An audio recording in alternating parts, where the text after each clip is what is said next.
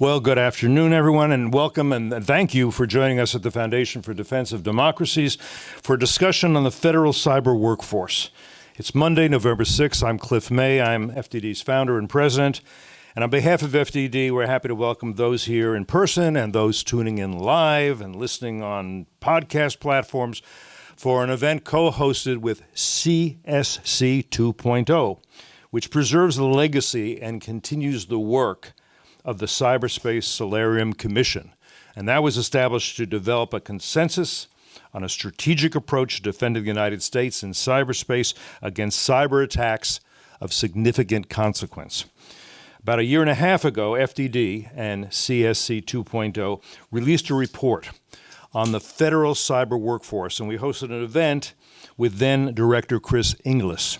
Since that time, our experts have had the honor of working closely with the Office of the National Cyber Director as the ONCD developed the National Cyber Workforce and Education Strategy, a robust strategy that sets out ambitious goals to equip Americans with foundational cyber skills, transform cyber education, expand the national cyber workforce, and strengthen the federal cyber workforce as well. We're here today to discuss the fourth pillar and are pleased to have on stage with us Seeyew Mo, thank you, Assistant National Cyber Director for Workforce Education and Awareness, and Jason Barke, Deputy Associate Director for Strategic Workforce Planning at the Office of Personnel Management, and Kristy Daphnis, Senior Executive in the Office of Performance and Personnel Management at the Office of Management and Budget, and of course our own Rear Admiral Mark Montgomery, Senior Director of FDD's Center on Cyber and Technology Innovation and CSC 2.0 Executive Director. Now, before I turn it over to Natalie Alms, staff reporter at Nextgov/FCW, to moderate our discussion today, I'm pleased to introduce Camille Stewart Gloster, Deputy National Cyber Director for Technology and Ecosystem Security. We at FDD like to say that we knew Camille when. We have had the privilege of working with her for, 5 or 6 years? I lose track of these things. Since she first participated in FDD's National Security Program for Mid-Career Professionals. She led initiatives at our Transformative Cyber Innovation Lab, uncovering how Beijing, the Chinese Communist Party of China, is exploiting the U.S. bankruptcy courts to acquire sensitive technology, and then identifying critical gaps in the policy community's understanding of cybersecurity behavior and individual identity. Camille will set the stage for our important discussion today. She's a passionate advocate for expanding the national cyber workforce and brought this commitment to the development of the National Cyber Workforce and Education Strategy. I have no doubt that her determination will serve the nation well as the Office of the National Cyber Director leads the implementation of this strategy. Okay, one last thing before we dive in, just a word about FDD. For more than 20 years now, about 22 I guess it is, FDD has operated as a fiercely independent, nonpartisan research institute exclusively focused on national security and foreign policy. As a point of pride and principle, we do not accept foreign government funding. We never have, we never will. For more on our work, visit our website, fdd.org. Follow us on Twitter @FDD. And that's more than enough from me. Welcome, Camille.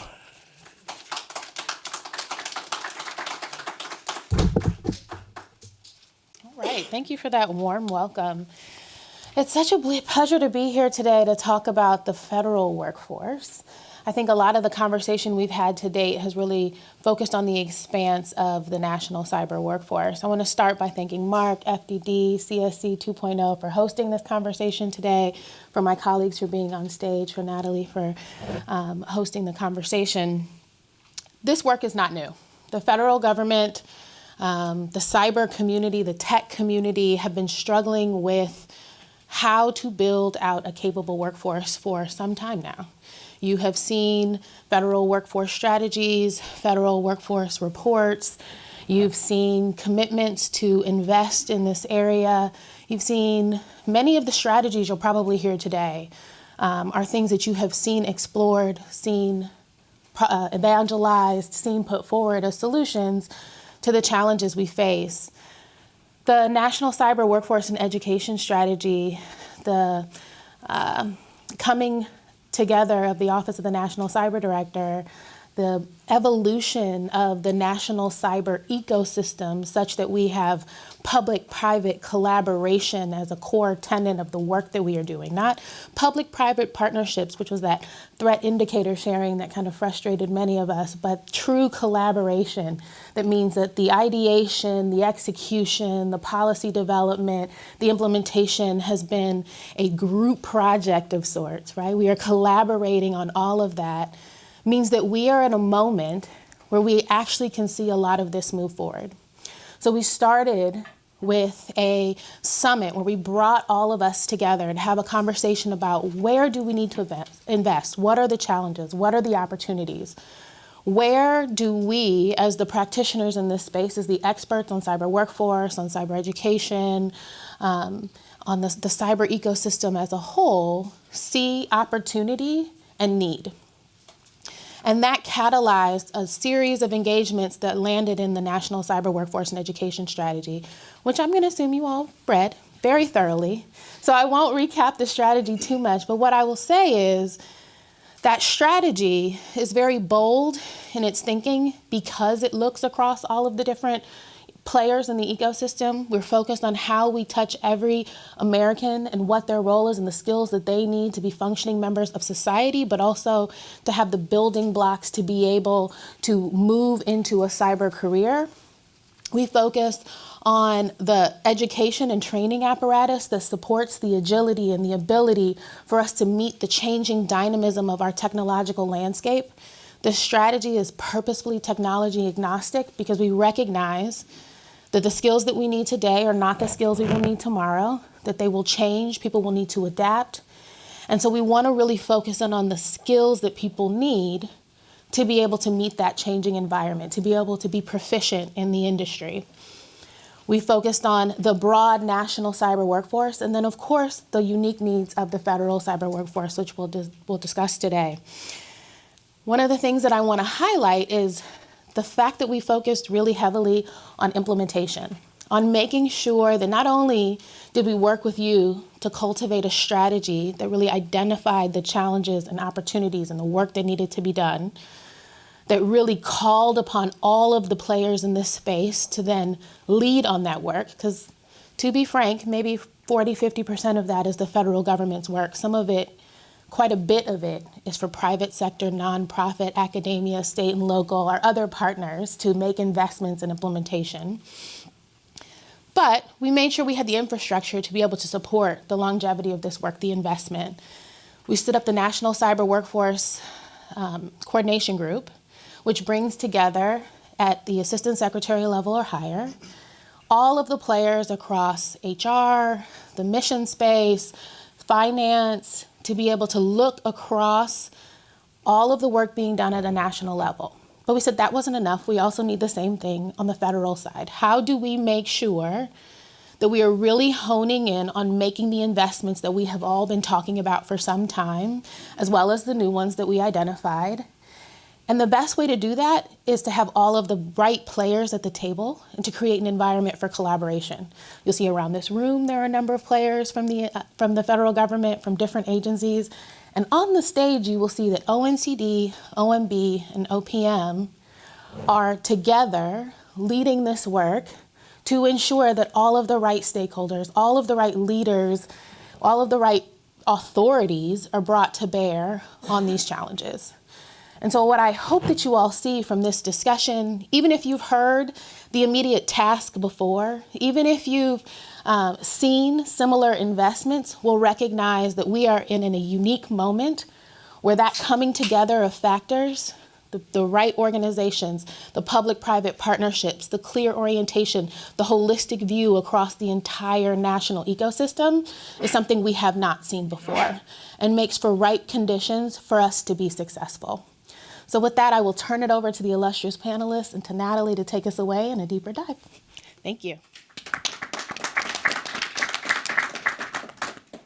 Awesome. Thank you so much for articulating the Office of the National Cyber Director's view on why national cyber resilience demands both a robust cyber workforce as well as a general population educated and engaged on these issues.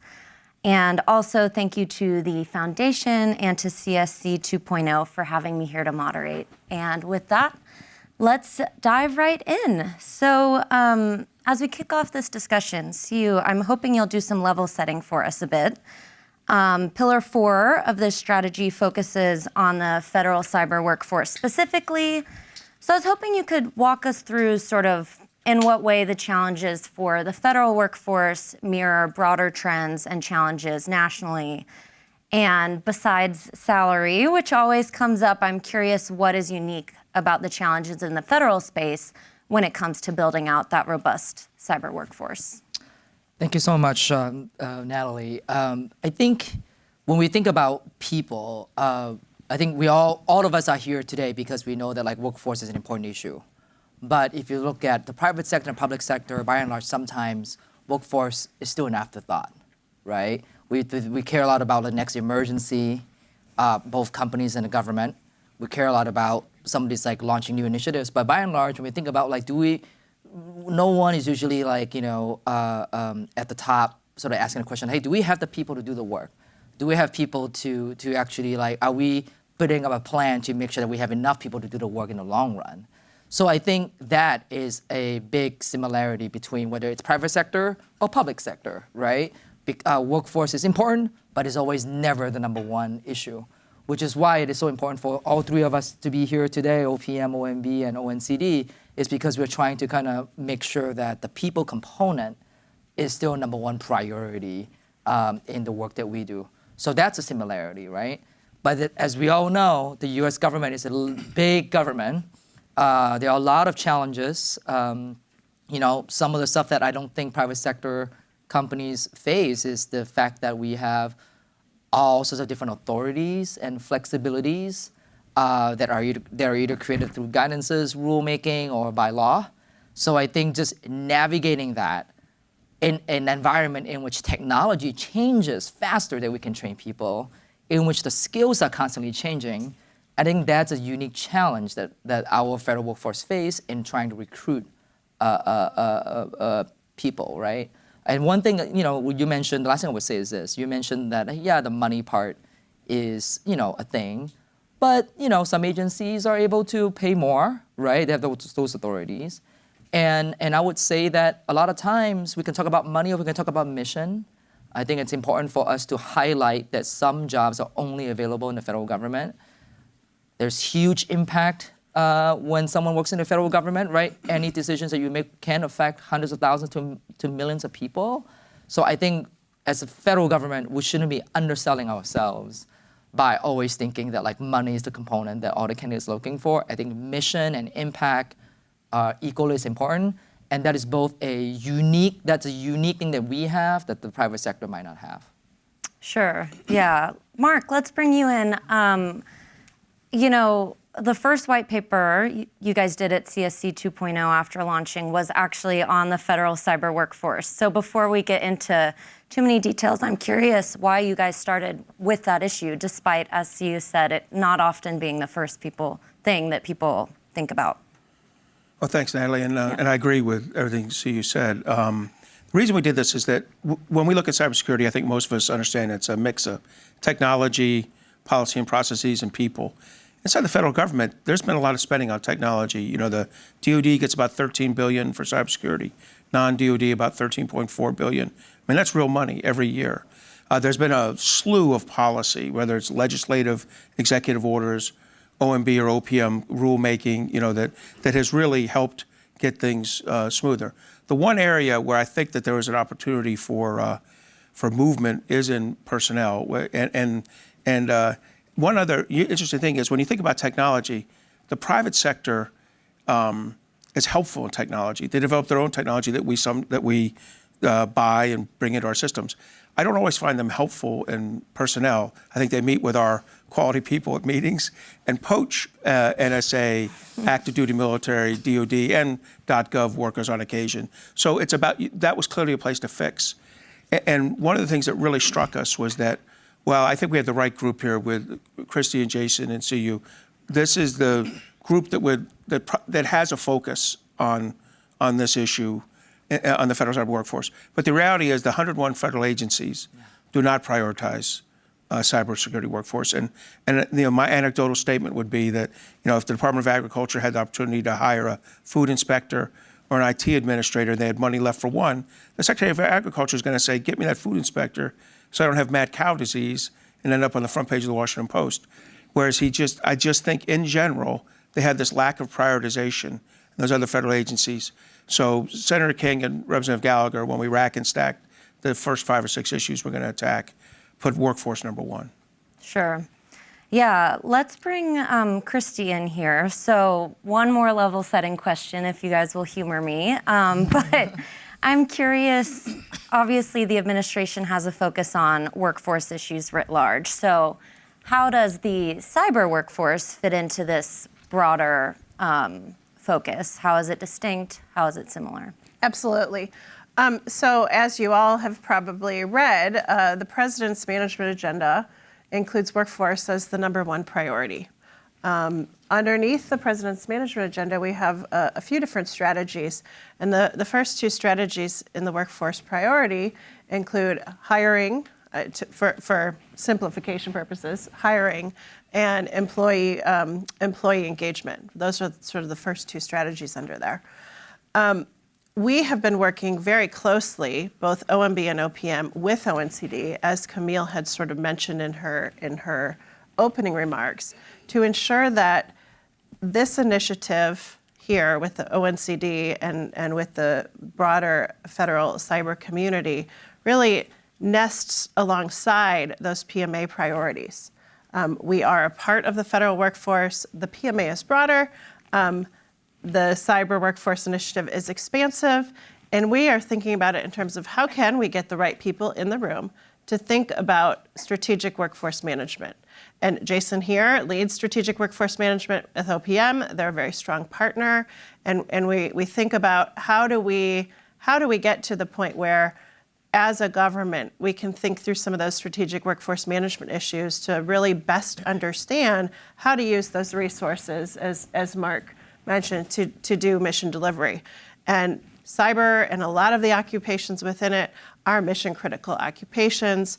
And those are the types of occupations that we need to prioritize, that we need to think through, like how do we put our resources toward that? How do we do pipeline development? How do we get people in the door of the government? So that's sort of how it fits together. And one of the most important things and sort of the context changing pieces about this federal cyber workforce working group and some of the activities that we're prioritizing under it is to get the right people in the room. Previously, on a lot of these cyber workforce initiatives or IT workforce initiatives, you might have a group of CIOs and CISOs talking about it, the Workforce Development Committee of the CIO Council, but you didn't have the CHICOs in the room, and you didn't have the CFOs in the room. So when we went down this path, we got together and we said, all of these people are important. All of these different angles are important in ensuring that we're aligning on what our priorities are and how do we actually carry them through. How do we actually implement? So that's kind of how we see it fitting together. So hopefully that helps. That is very helpful. Yeah. Okay. We're going to go back to Seeyew and then Jason. I haven't forgotten about you, I promise. So Seeyew, Kristy was mentioning this working group. Mm-hmm. So as the strategy outlines, it's in charge of coordinating government-wide efforts. So I'm hoping you could give us a little bit about the implementation efforts. What are some highlights as far as what this group has done so far and what is coming down the pike? So the Federal Cyber Workforce Working Group, or FCWWG for short, it's a collection of... Sort of for short. It's a collection of 34 agencies and departments that have equities in federal hiring. And what we have done so far is that we have reviewed an OPM legislation that will be sent to Congress or, in the process of getting done so. And also like approving the strategy and whatnot. But the main thing here is to get everyone on the same page in improving things and setting up that infrastructure that Camille was mentioning, right? The difference between look, when we're talking about federal personnel, 10, 20 years, whatever, the difference now is that are we setting like long-lasting infrastructure that can actually make changes? Are we getting everyone together to kind of prioritize some of these initiatives?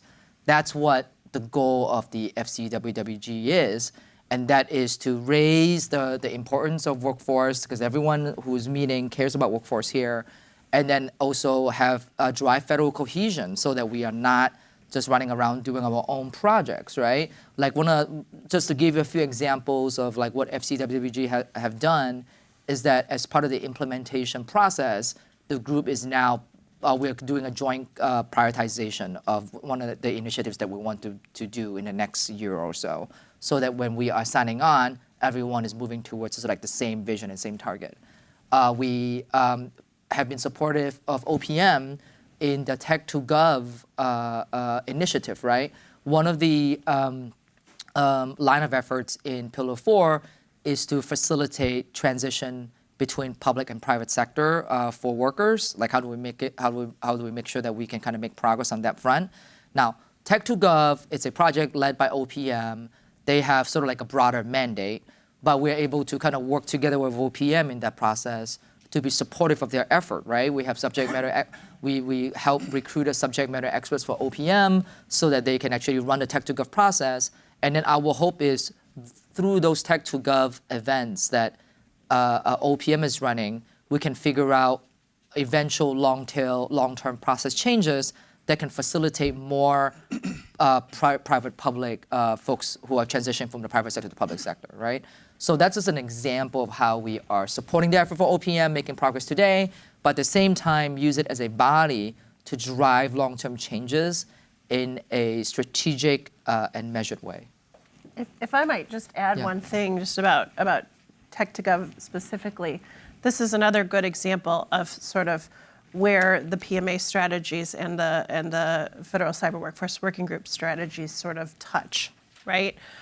We've been talking a lot in the broader federal space about using tools like pooled hiring and shared certificates, which we had gotten approved by Congress several years ago, and how do we make that more the norm when it comes to federal hiring? And this Tech2Gov is a great example of us encouraging agencies to use it, because what it really is it's agencies getting together on a few really, really key occupations and working together to do some of that recruitment and to do some of that hiring. Awesome. Jason, how does OPM fit into this? Curious if you could give me your top sort of lines of effort on cyber workforce. Yeah, I think it's really been, as everybody stated, a great partnership between ONCD and OMB as we start looking at, what a national cyber strategy would look like and what roles do we play and how do we impact this kind of, this landscape across the cyber workforce, right? So we know that, everybody's kind of working towards these goals and how do we hire cyber people and how do we get the right skills and how does AI fit into this and what is kind of the long term and where are we going? And so, as we've worked with the ONCD work group and with OMB, we've kind of, helped kind of shape and frame that strategy on where we want to go, and start looking at, well, what is the data telling us?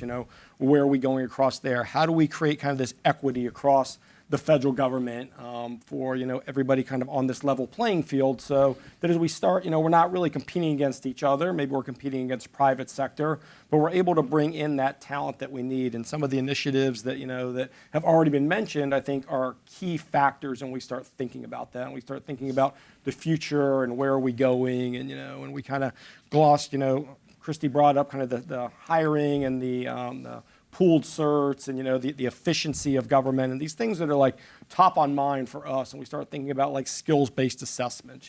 How are we going out? How are we trying to get the right people in the jobs? So often we see people that just JOAs that have these kind of self-assessments, go in and self-assess, and then we see thousands of applications coming in, and it's a huge burden on our HR specialists. So how do we start thinking about that next level to really get the targeted, quality people in, that have the qualifications into these positions, and how do we start using things like multi-hurdle assessments to take it to that next level. So we're really focused on kind of that hiring area and how do we improve efficiencies in supporting the initiatives. Awesome. Yeah. So you mentioned in the strategy, there's a commitment for the administration to work with Congress, right, on similar hiring, pay, talent management authorities as to DOD and DHS. So I wouldn't be a good journalist if I didn't ask you. My editor would be extremely mad if I didn't ask if there's any details you'd be willing to share. I know I talked to the OPM director last week who said that, this is moving along and we should expect something soon. No, it is. We're really excited. We've been working closely with the cyber community, with our partners at ONCD and OMB to really think about, where can we make inroads? What would a legislative package look like? And we kind of tackled each area that maybe, separates a little bit of CTMS and CES, and, VA's got the PAC Act. And so we're starting to see kind of across the organization where there are special hiring authorities, special incentives. And so we wanted to look at a package that made sense government-wide. So we don't have more pop-up legislation. We don't have more independent. We have one kind of system that fits across government. And so we feel that this, this package is really kind of does that, answers a lot of those questions. And so we're excited to kind of see it move forward. So Natalie, if I could jump in on that. First, I'm excited that OPM's doing this. I think, if we had a lot of minor recommendations in our paper, like the FCCWG and a few other acronyms like that, the NCWES. But for us, a version of a cyber accepted service for the .gov was critical. You can't have, 100 federal agencies materially or 80 federal agencies materially disadvantaged versus the other 5 or 6. Where the congressional committees have taken action. I was on the Senate Armed Services Committee when we did the cyber accepted service. We thought about it for a long time. It's taken a while. The workforce didn't flock to it initially. Over time now, it's become much more popular. And CTMS was a 7-year pilot program. I would just say 7 years to take off. If your plane takes 7 years to take off from the runway, you'd be a little disturbed. But it's taken a while. But I think, through patience or just because it took us a while to get here, we're now at that point where we can create these conditions. And I think we really need the appropriate federal agents, congressional committees, oversight in the House and Homeland Security, Government Affairs in the Senate, to take leadership on this and say there will not be 67 solutions from 67 separate subcommittees in Congress. There'll be one solution that embraces the OPM plan if it's appropriate, or adjusts it if they feel they need to, and gets it across the finish line. Because I think that'll make it easier for OMB and the appropriators to see how to do this. And final thing I'll say is, not every federal cyber employee is underpaid, right? It is really, entry level versus mid-career versus senior. It's a different answer at every stage. The skill sets you have, whether you're a cyber-enabled lawyer, then there's probably a lot of money that's going to cost us a little bit. On the other hand, some of the basic IT administrators especially when they're inside the DC area and getting a DC compensation, are reasonably compensated. So it is a complex answer to what usually seems like a straightforward question. Sure. If I may offer a bit of perspective on this. This is one of the reasons why having the Federal Cyber Workforce Working Group has been very helpful, right? Because OPM has been working on this legislative package for quite some time.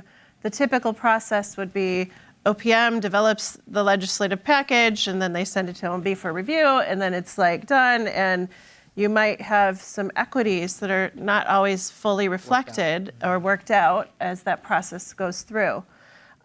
With this particular piece of legislation, we took a slightly different approach, and we spent a few months actually having conversations amongst those 34 agencies to try to come to better consensus before it even got to the point of formal interagency review.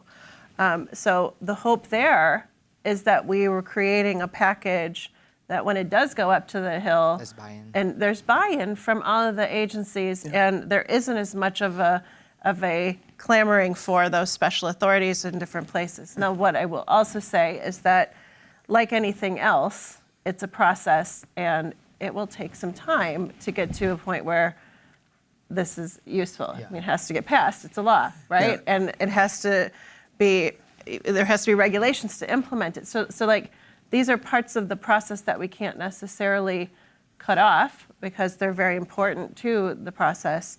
But your point being well taken, that there are things we need to do now. Again, another point where some of this interagency collaboration and communication can be helpful because there are a lot of authorities that are already out there that are not always necessarily being fully utilized. And I would say one thing too. I think based on those experiences of CES and CTMS, I think what we need people to understand is that like, unlike introducing technology, I feel like when you're introducing like policy that affect people, you know, there's this like, here's a policy now, and then there's rules, and then you kind of have to do like a round of training of all the people who are involved, and you know, so I think there's this lag time per se in personnel policy that you know, that happens when we're talking about people and whatnot. I think we kind of have to acknowledge that, knowing full well we're still pushing really hard to make sure that things are implemented as quickly as possible. But there is always that lag because when you are, in this case, affecting someone's livelihood, we want to make sure that we are crossing the T's, dotting the I's, and ensure that we can implement the policy in an equitable and sound way. You know, there are definitely some ways we can fill in some of those gaps using some of the existing authorities that we already have. I agree. Unstated in that was that the thing that kills a lot of White House legislation are federal agencies going behind their back to the congressional committees of concern and saying, don't do this. So that's why you need the FCCWG and other acronyms to come together and agree that this is reasonably. We should have thought that acronym through a little bit. In hindsight. Yeah, it's okay. I think ours was worse. It was like 6 letters instead of 5. But you know, my point is that you have to get everybody on board, because if you don't, you know, particularly, I would name names, but I mean, there are federal agencies that are very effective in using their committees of jurisdiction to kill legislation. Sure. Well, we were excited about that, you know, as we did, and we worked with the group, and we started getting, you know, some informal comments and some formal comments. We were able to kind of really adjudicate those and really have some conversations with some of those more powerful agencies that I think that had very specifics that said, well, what does this mean, and how are we going to implement this? And we were able to craft some legislation, I think, that really made sense for the majority of government and for the majority of those agencies. I would say that it was a very smooth process and a good process as we went through this. So. Great. One follow-up before we move on to something else. Mark alluded to sort of the struggles DOD and DHS had with these similar accepted service capabilities getting off the ground. Is that something on y'all's radar? And like, why are we doing this, even though those had some struggles? I'm sure you have an answer, so yeah. Absolutely. I think we saw those other systems and the process around them as a real learning opportunity. And I know that as OPM was crafting this package, they were looking at how some of that played out. I mean, OPM has been a phenomenal partner with all agencies in thinking about how do you bridge some of that more technical HR stuff with the strategic needs of the government. And they were really looking at it through that lens to say, okay, here's what worked in CTMS, here's what didn't, here's what we could do better. You know, here's how this looks in a manner that, you know, can scale across government, like those sorts of things. Awesome.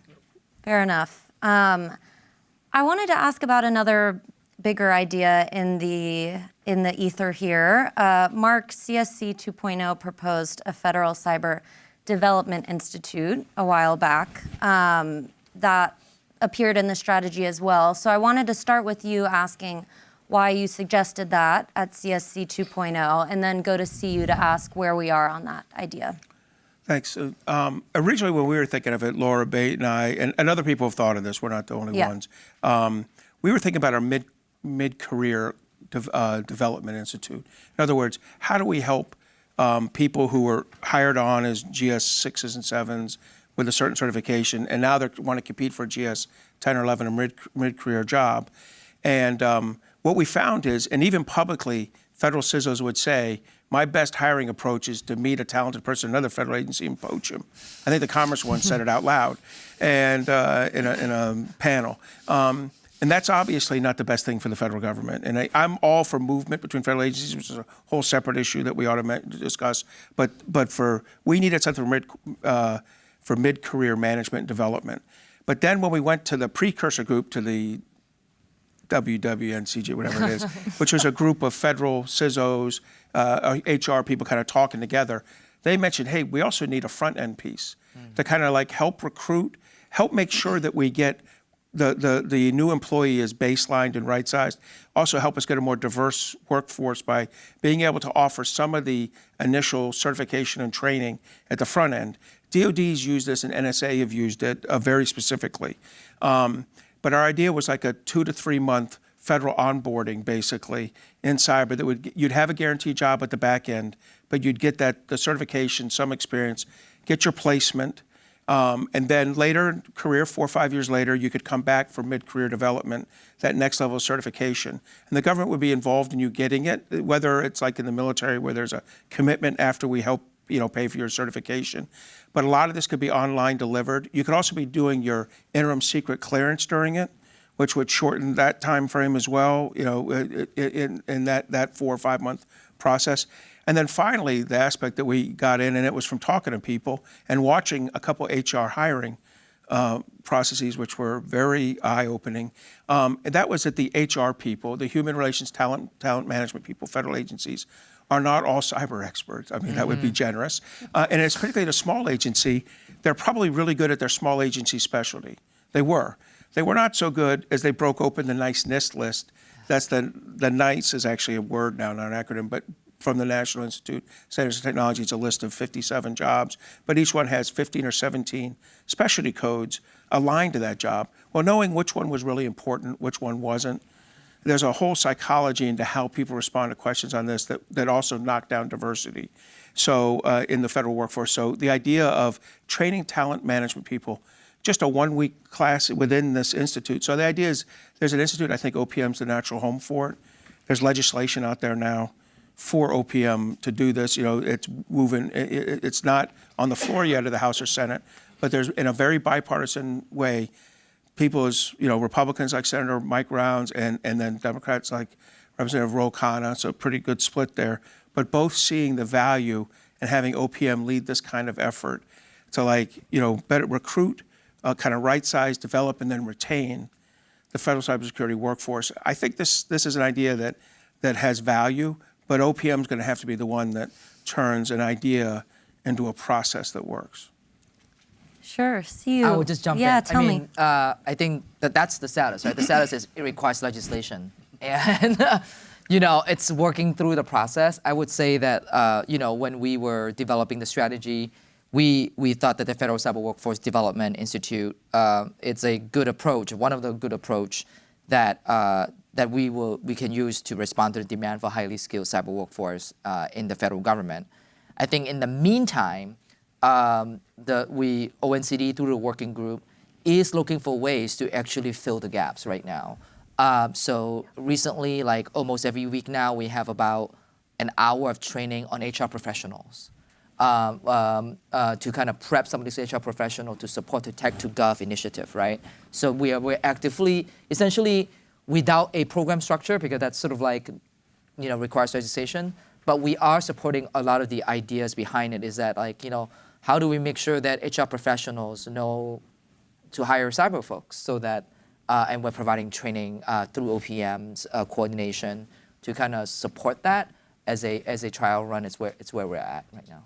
Yeah, the other thing I would add to that is not only are we trying to think about how do we train up some of our HR folks, we're also trying to think about things like how do we assess candidates? Yeah. Right, and that's not even when you get to the HR professionals. It's like, do we have the right assessment tools that lead to the right kind of outcomes, and what do those assessment tools look like? Whether they be like human based or whether they be more automated, because you can take a lot of those concepts and integrate it into some of the assessment of candidates. also, the other thing that we have done through the PMA and elsewhere is created agency talent teams. Now, those talent teams are used in different ways in different agencies, but that's another place where we see some agencies using those talent teams to help shore up some of those mission critical needs like IT workforce and cyber workforce. Now, I'm glad you mentioned assessment, because that's one of the most, if you had a development institute, there's a minimum skills assessment to get into it. But what you would find is people who were in a good STEM high school program are probably going to be artificially higher on that. But after 2 months of this, when you redo the assessment and see where a young woman or man stands at that point, they may well be able to get into a different higher job. And you can, 2 or 3 months of government training, this is what we've learned in the military in what are called C schools and A schools. The way we train military personnel is that the military can uncover the skill. The quality of the woman or man as a worker in an area, in a way that just a high school degree doesn't, or a GED doesn't. And so I think this really will give us a more diverse workforce in the harder to get jobs. And when you look at the 57 jobs in the NICE list, or the 73 jobs in DoD's cyber workforce framework, you want to have a distribution across that as well of women and men. And across all aspects of diversity. So I really think there's opportunity in this, and it's going to give us a better workforce over time. Absolutely. And I did not mean to suggest that the assessments would replace something like that, but just more thinking through, like, how do we get the right kind of candidates in the door? Yeah, I think, we've definitely been supportive of that. We just recently released, some guidance on skills-based assessments and how do we do that and how do we work through that. And I think there's still some challenges out there. I think agencies are still trying to figure out the best way to develop skills assessments, and then how do we implement those, and then how do we validate those, and how do we make sure that they're rigorous and we're getting the candidates that we need. But I think as a community, and this is something that ONCD has been working on as their work group, is how do we think of this as a community? Is there a way to share assessments? Is there a way to create repositories of assessments where we're looking at the same work roles, the same occupations, and we're assessing the same way? But I think that we need to continue to develop that. We need to continue to move forward. We're seeing some agencies are piloting this in very limited fashions, but as a whole, I think, from an ONCD, from a cyber standpoint, we really need to figure how we could do this on an economy of scale at an enterprise-wide level to really be efficient and really figure out how do we develop these assessments, who's developing them, and then how do we create this repository. And that's, I would jump in, right? Sort of like to pull in all this conversation together, which is what makes this work exciting for me, is that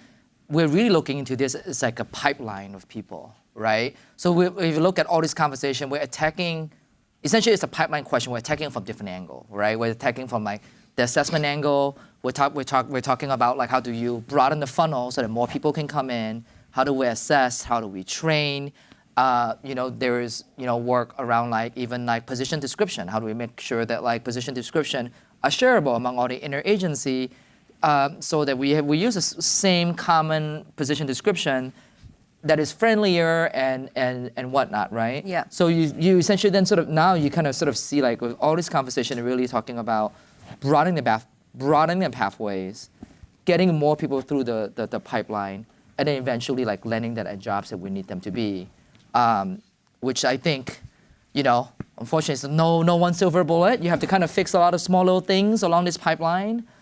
Which is why we need everyone together to kind of work, and as we triage and fix all these different parts of the process. I'm so glad that Seeyew's excited about this, because he doesn't know the cyber workforce is the one issue the rest of the White House said not it, when they were handing out jobs. So I'm glad you're excited. Yeah, you guys are skirting around one of my questions, which means that I have good questions.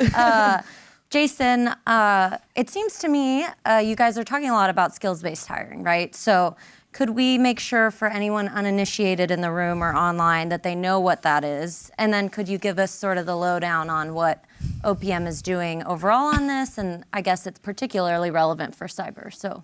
Yeah, I mean, I think we've talked a lot about it Yeah, today. you have. So, so kind of how I started earlier, right? We want to we want to be able to have assessments that are testing the skills of people, right? So if we're going out and we want to be able to hire, we want to be able to reach people that have those skills, may not have the college degree, may not have the work experience, but have those skills that they can come in and they can contribute right away and they can do the job. How do we do that? How do we do that beyond what I mentioned earlier, just a JOA that is a self-assessment, right? Where somebody goes in and self-assesses themselves, and now you have thousands of applicants that an HR specialist has to try to go through, has to try to decipher who really has those skills that can do the job.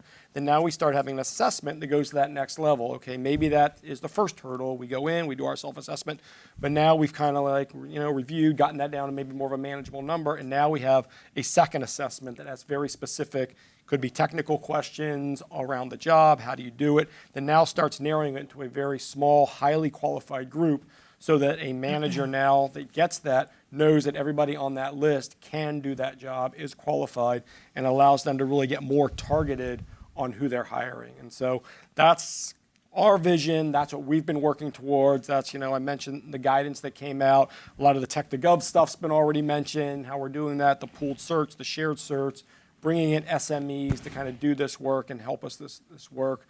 I think, the next step is, what we were just having that discussion is a more wider, broader skills-based assessments that are out there that agencies can use. And how do they do that? How do they develop that? We also know it's limited resources, right? Agencies are, trying to figure out how they're using their resources and how do we build assessments. And maybe, a broader step is a pool of assessments somewhere that is funded that we could use, that we know are certified, are qualified, and that we could start bringing people in. But we know that there's, I've been talking to a bunch of agencies, CISA, VA, some of the other agencies that are starting to do these kind of assessments, and they're having good results from them, and it's really working for them, and they're being able to share. And now they've done an assessment, now they can share through pooled certs or through shared certs, qualified applicants amongst either their agency or amongst other agencies. So we're really starting to become much more efficient on how we're hiring. Cool. I'll jump in. I think I'm not going to talk about the technical detail part that Jason covered. I would sort of say from ONCD standpoint, skill-based hiring, skill-based assessment is sort of ingrained in the strategy itself, right? If you think about the three imperatives that we have for the strategy, the first imperative is we have too small of a pool of people right now who can do the job, and we keep hiring them away from each other. So the first thing that we need to do is we need to dramatically expand the people who would want to do the job, right? So if you think about it that way, it's okay, so now we have a bunch of people, then what do we do with them next? The next thing is, let's train them with skills.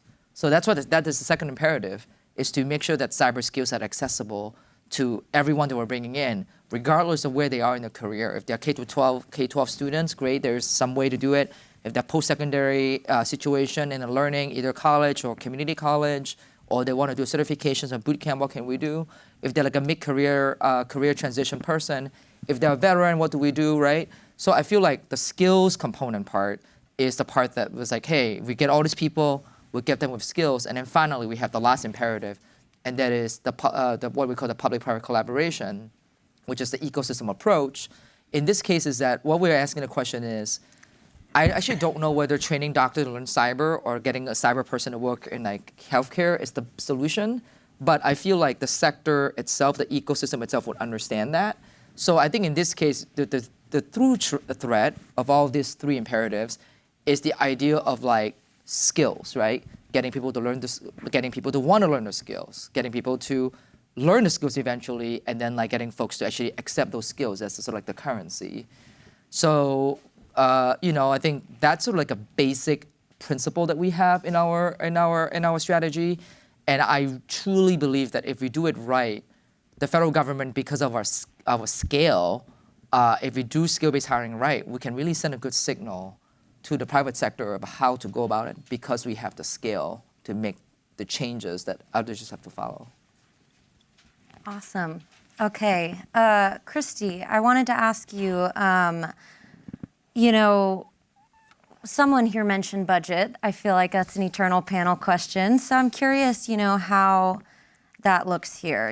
How is it working to align budget proposals with the things that cost money in this workforce strategy? Yeah, I think the elephant in the room is that agency budgets are very tight. And in all of our conversations, both within our cyber workforce working group as well as within the broader budget ecosystems, recognize that agencies have to really prioritize and make sometimes very difficult decisions. I think what we encourage agencies to do is to be very thoughtful about those decisions. The example that Mark mentioned about, do we want a food inspector or do we want an IT specialist? I mean, I think those are things that agencies have to work through as they develop their budget submissions to OMB, as they develop their own budget, and as they figure out, how are they going to spend the resources that they have. And that's where it becomes critically important around the workforce to be doing this strategic workforce management and to have a very, very strong human capital operating plan to make sure that agency leadership is really well informed and well aligned on what some of the needs are and the real realities of what it means if we don't have the cyber workforce or the IT workforce that we need. I think in general, across the government, we have to get better about communicating that, and not in a, oh my gosh, the sky is falling sort of way, but in a real way where we're linking these types of positions, which are very expansive, to the mission delivery. So that's I know it's a little bit of a non-answer but it's truly the way that we need to think about it, right? We have to think about like how do we build this in to what we're doing, and how do we make that the norm as we think about our broader workforce? So I'll jump in, try to, from outside the government, I can be more answerable. First, I would say, I suspect if I looked at the 100 federal agencies' budgets over the last 20 years, 2,000 budgets, very few have been kicked back for lack of cybersecurity investment if the name of the federal agency didn't include cyber in it, like Cyber Command or CISA, Cyber Infrastructure Security Agency. I think two things are going to help improve that. One, OMB Director Shalana Young and Chris Inglis, at the time the National Cyber Director, signed a deal where the one of the deputy ONCDs is a dual-headed Chris DeRusha, the federal CISO. The second is the decision, as ONCD, in fact, it's in the law, that they'd have that they would do budget, that they would look at the budget and work with OMB on it. And the selection of Drennan Dudley to be the Deputy National Cyber Director leading that. She comes from the Senate Appropriations Committee, working with Ms. Young, has a very good understanding of federal budgets. Now look, that's the big budget issue of all 101 federal agencies, but the workforce is a part of that. And I'm comfortable that in the first review pass back that happens this year with that system set up, there'll be a few federal agencies that get a bell ringer that, hey, you didn't put enough into this. And some of that might be workforce. Some of it will be other presidential priorities where the president said do something and the CFO of the federal agency decided that the cabinet member had a higher priority, and it gets resolved by OMB in the right way. So I hope the second year, the FY26 pass back, the majority of federal agencies get a bell ringer that you're not spending enough on cybersecurity in these areas, or you're not meeting the president's goal on this initiative in cybersecurity. And I really hope workforce comes home. So to me, I think there's two positive trend lines that are going to drive success. But I do have to look back on 20 years of consistent not success, and you can interpret that word another way if you want, to say we need to watch this carefully. Well, and it's the communication of like, this isn't just about, do you have some technical cyber system thing installed on your systems, but how are you integrating some of the workforce conversation into that broader investment strategy, right?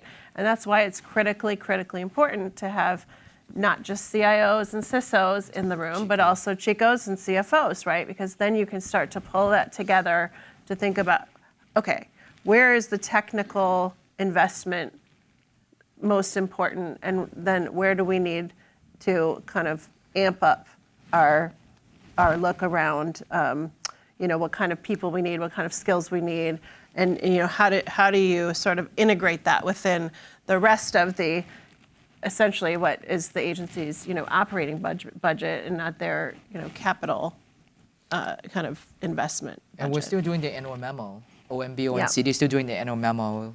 We did the second year this time around earlier this year, and then it will continue forward. It's my understanding. So, Sure. Yeah, I'd imagine data is part of this. You're talking about like making a case for your needs and stuff.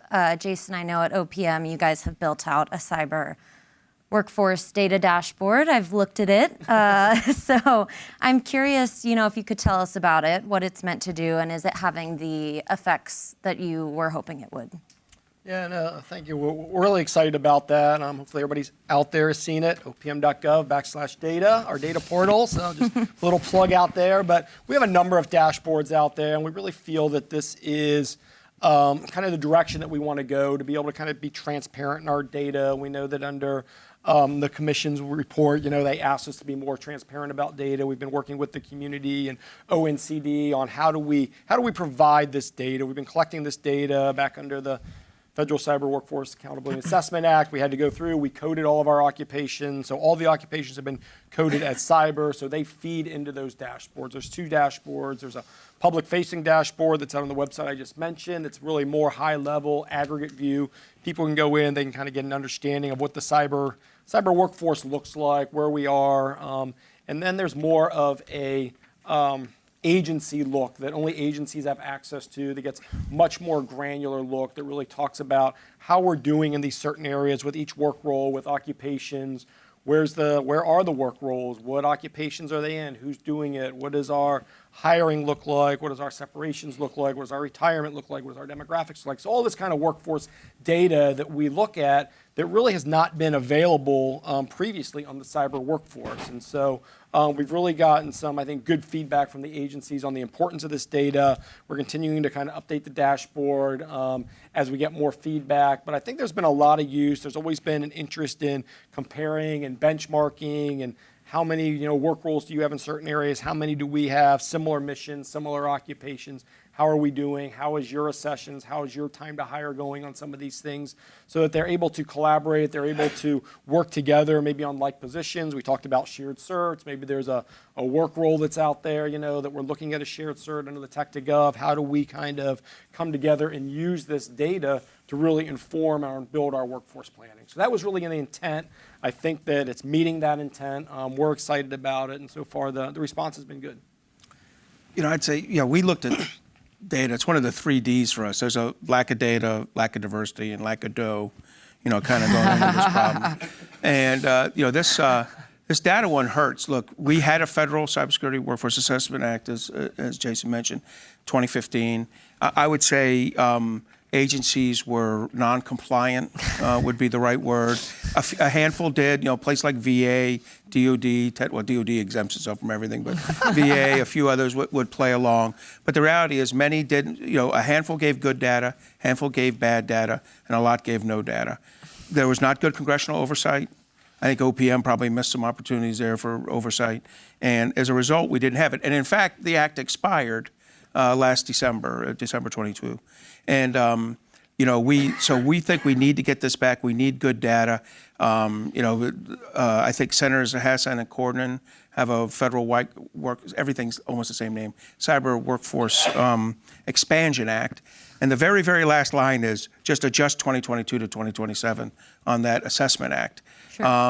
Probably more could be done to that bill, although that kind of minimus approach is good.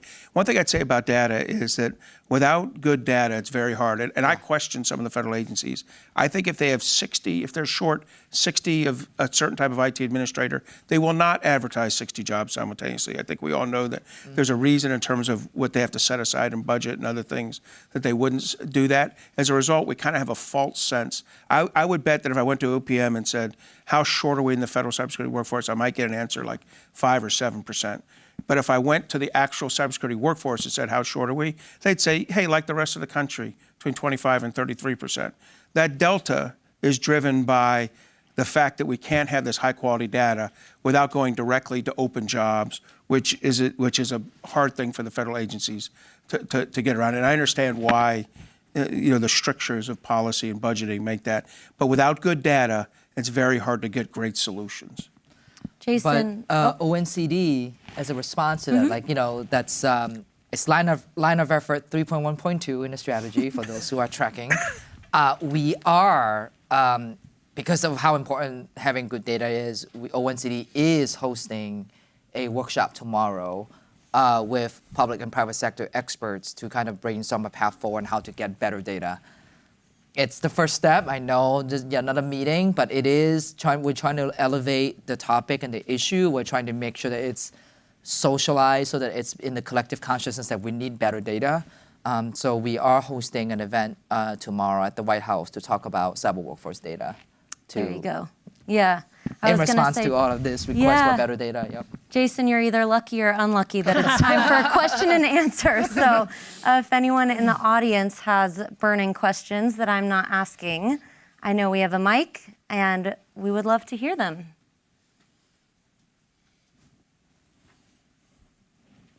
I think we have one over there.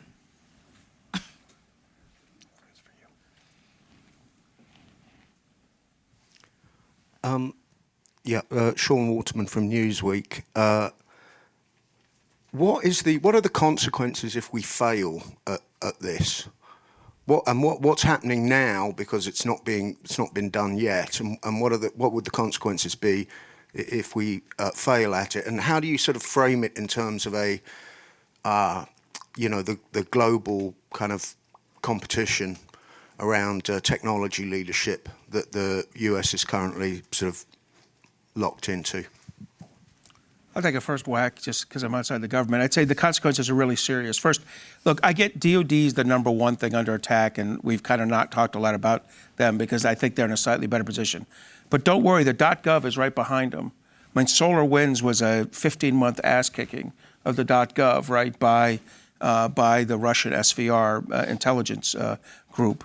Part of that is not, if you don't have the right technology, the right policies and processes, and the right people, all three of them, working in an integrated fashion, just having one or two of them is not enough. You have to have all three. You are vulnerable. And look, there are bad guys coming after our systems. Russian, Chinese, North Korean, Iranian nation states, but also a lot of criminal activity.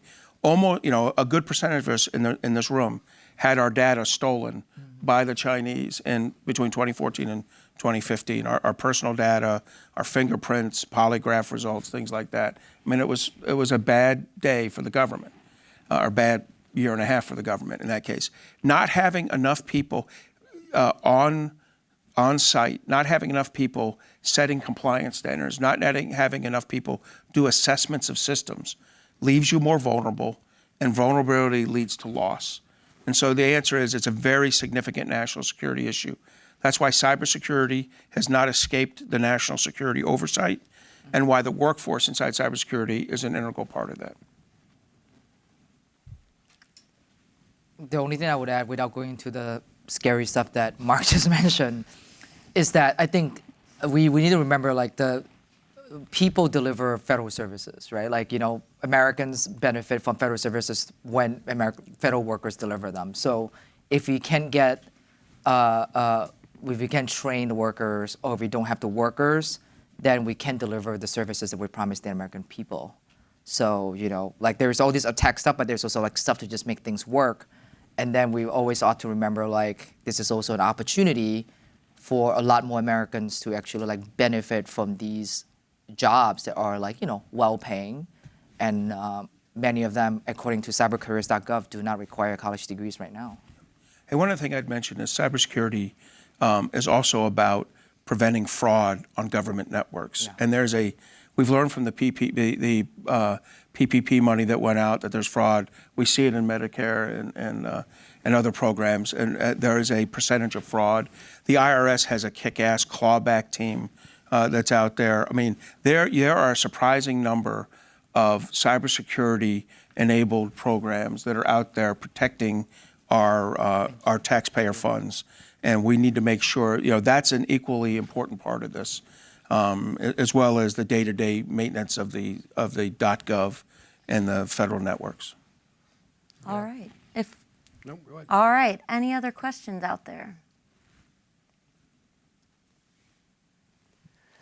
So Seeyew, you talked about how skills-based hiring within the federal government can send signals to the private sector about how to do that effectively. Given that this is also sort of a competitive process with the private sector, I'm curious if you could elaborate more on how that relationship works. Well, I think it's through, like, you know, we are one of the biggest employers in the country, right? So I'm thinking in terms of like federal contracting, if we are making a lot of changes to the contracting process to make sure that, you know, folks without four-year college degrees but with the skills are able to kind of like, you know, do those jobs. Or if we are hiring a lot of this talent that is currently not being utilized by the private sector, then we kind of get a competitive advantage at getting some of these people.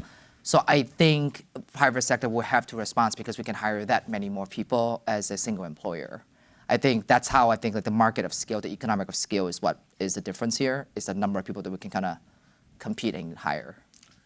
I also think the government's good for helping baseline properly. What is the percentage of, like, your cybersecurity workforce that has to be college educated? I think the government is sitting at about the right number, around 26% somewhere.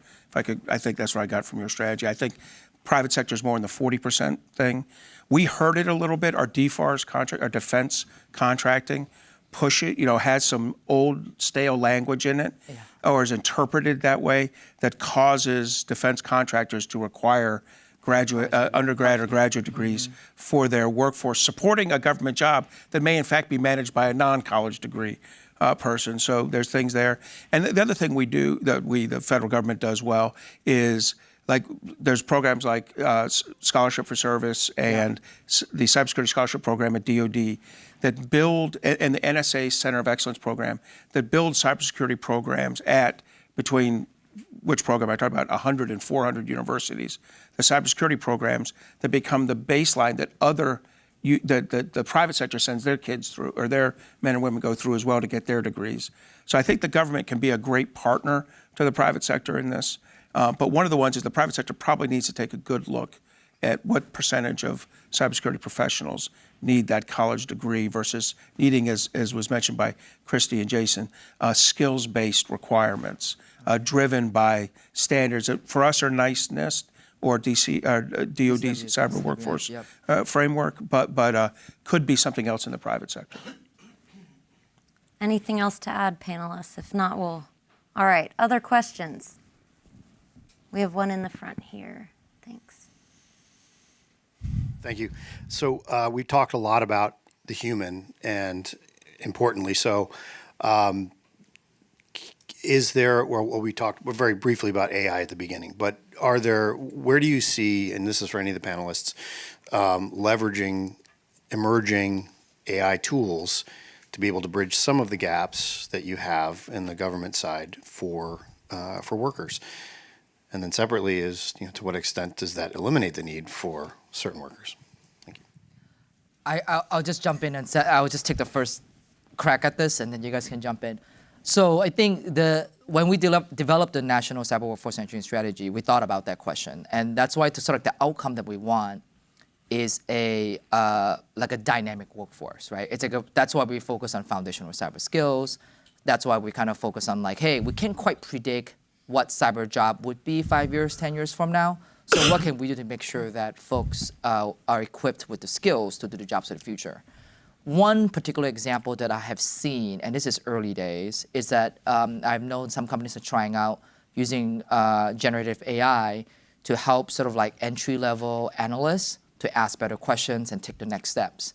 So I think I see more of it as how do we actually, in this case, increase productivity, using as more like a training tool, like a companion tool, to actually get all these entry-level folks trained up faster and get them deployed quicker. It's one exciting way that I thought would be good for the industry as a whole, because now we are both deploying a new technology and also getting people trained quicker and getting them some guidance so that we sort of like rapidly scale up the workforce. Yeah. So I'd say on that, I think machine learning has already, in the anomalous activity detection, already had that impact over the last 5 to 7 years and driven that. So we've seen some of that impact. I think generative AI may have some, but I think because machine learning was there already, allowing you to develop anomalous activity detection tools that were faster than the kid working around the network on his own looking for something unusual. And the speed of the adversary is such that, because they're operating in an automated environment, that I think we already experienced some of that likely reduction or savings. AI may provide a little more on top of that, but lots of AI have been around in this area for 10 and 15 years. Not the same as generative AI, which I think, hit us all in the face last November. But, so from my perspective, I don't know that it's going to create a lot of job savings, but I do love the idea of building better training products, building support products for the workforce. I think there's a lot to be said with that. All right. Well, unfortunately, we're nearing the end of our discussion, so I want to give each of you guys a second for a last closing thought. How about we just go down the line? Jason, any final thoughts? I really appreciate the conversation that we had today. Really some good perspectives. I think, when we think about it at the end, it's how do we attract, recruit, hire, retain the cyber people that we need. There's been a lot of talk about a lot of different strategies, a lot of different ways that we're doing this. But in the end of the day, I mean, the first question that came is, what does this mean? What's the consequences, right? We need to be able to protect our infrastructures. We need to be able to protect our systems. We need to protect against everything that Mark and Seeyew and Kristy talked about. And to do that, we need to get the right people in place. And we need to use everything, all the tools and resources that are available to us. We need to have good data. We need to think about the resources, the skills-based hiring. We need to think about the pilots like Tech2Gov, where we're really seeing an interest in the federal government. How do we become that employer of choice? How do we bring people to the federal government? We know there's an interest, and I think that we need to, as a community, continue to do that, continue to think about how we move this forward and how we make sure that we have all those processes and the people and everything in place to continue this work. Yeah, I would ditto what Jason just said. I would also offer, in some cases, we just need to get out of our own way, right? We need to use what's there and just do it, yes. right? So I think there's a lot of work to do. We have a lot of progress that needs to be made, but the conditions right now are right, as Camille sort of alluded to in her opening remarks. So now we just got to do it. Yeah. I guess I'll add to that. In front of my boss, Camille here, I would say we're going to focus on implementation, right? And it might not be the sexiest or most exciting announcement of big programs or whatever, but we are focused on implementation. It's a lot of small little things that we have to fix along the way to actually increase the bandwidth, and that's what we want to do. And I appreciate the opportunity to share some of the ideas that we're thinking about. And I encourage, if you have any ideas, let us know. If you work for an agency and departments, make sure that they understand that workforce is important and increase the priority of join the FCWWG. We're always looking for more people to help us do the work.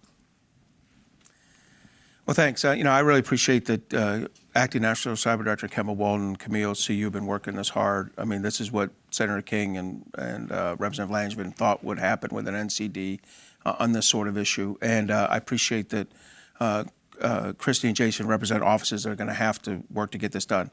I do think the big things we mentioned the other day, Development Institute, data collection, required data collection, a cyber accepted service outside of the .mil, whatever we end up calling it exactly, those are going to require congressional support. And Congress is going to have to look at this, as they normally do, in a bipartisan way, not confuse us with some problem they have with disinformation in CISA or something like that, and understand that these issues have to be addressed. They have to be corrected. And if they pass a law today, OPM will be affecting it 2 years from now, and we'll be experiencing the benefit 3 to 4 years from now. Mm-hmm. So every day that they delay after today, you're extending that solution, that possible solution, from 3 or 4 years from now to sometime even farther in the distance. So incremental things are great. We got to push them, but we need to get those substantive measures done over this legislative cycle. All right. Well, as much as I think at least I could talk about this all day, I think we're at time. So thank you to Camille for her remarks, for her leadership on this stuff. Thank you to our panelists as well for sharing your expertise and your time this afternoon. And finally, thank you to everyone in this room, watching online, for joining us for the conversation. Take care, everyone.